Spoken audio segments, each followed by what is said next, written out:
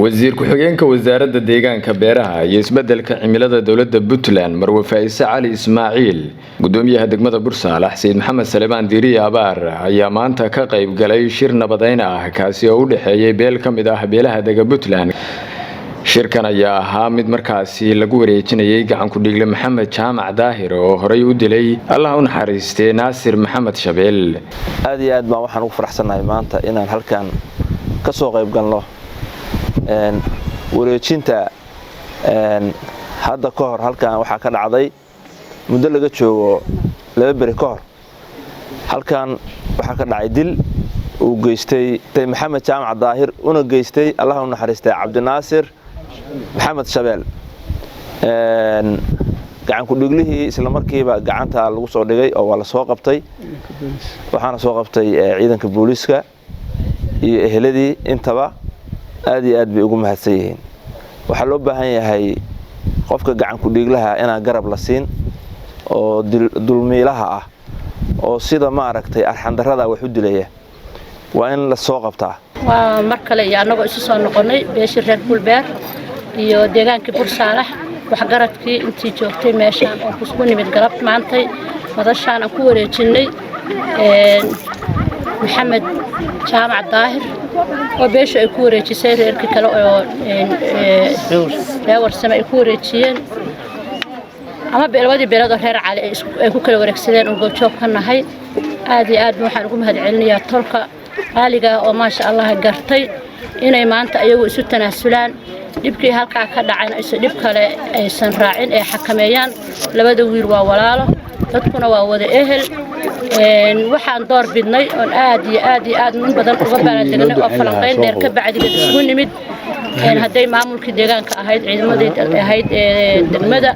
iyo dhammaan wax garadkii beesho inaan mar labaad isugu nimaano in wiilkaas isla maanta gacanteedu ku wareego una wareego ehelkii kale iyo garabkii kale waxa lagu heshiiyay in la isku saamaxo sidaas dhibaataduna inta ay ku yaraato waxa leeyahay beeshii dhibanaha ahayd oo ayagu qaateen tanaasulaadka inay tanaasulaan oo ayagu caafisad u gartay walaalkood inaysan walaalkood kala raacinin magacaygu Axmed Warsame Cali taliye saldhigga Bursaalax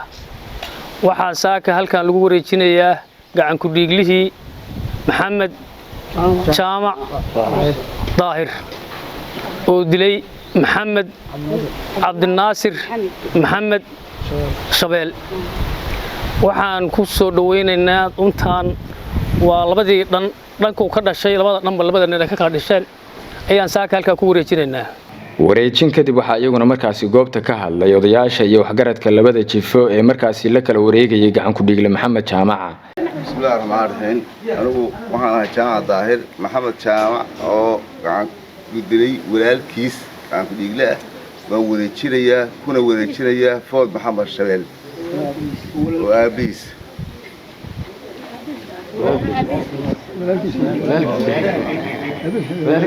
halkan waxaan ka salaamayaa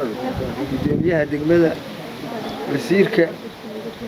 dowladda Puntland oo nala jooga dhalinyarada iyo booliska odayaasha hooyooyinka taliyaha saldhigga ummadda halkaas joogto oo muslimka oo walaalaha waxaan ku salaamayaa diinta islaamka 14 inta ka bacdi Jaamac Daahir oo dhalay Maxamed waan fariisanay waxaan ka codsaday inuu ninka ay soo gudbiyo oo loo keenay beeshii ka codsatay waana lagu wareejiyay waana ii karo waa haystaa wixii ka soo baxa wareegayagaas insha Allah bartaan hadda taaganahay iyo kula soo noqon salaamaya odayaasha askarta bahda warbaahinta salaanta islaamku assalaamu calaykum waraxmatullaahi wabarakaatuhu taas waxa la gabagaarintii hore wala soo gabagabeeyay wajiga dambaba ilaahay waxaanu ka baryaynaa nimanka ninku ka dhashay ilaahay waxaanu ka baryaynaa gudigii faataxad u mara ilaahay wax khayr qab inuu ugu bedelo Axmed Daahir Sahal Axmed Shaaciro TV-ga caalamiga SBC degmada Bursaalax.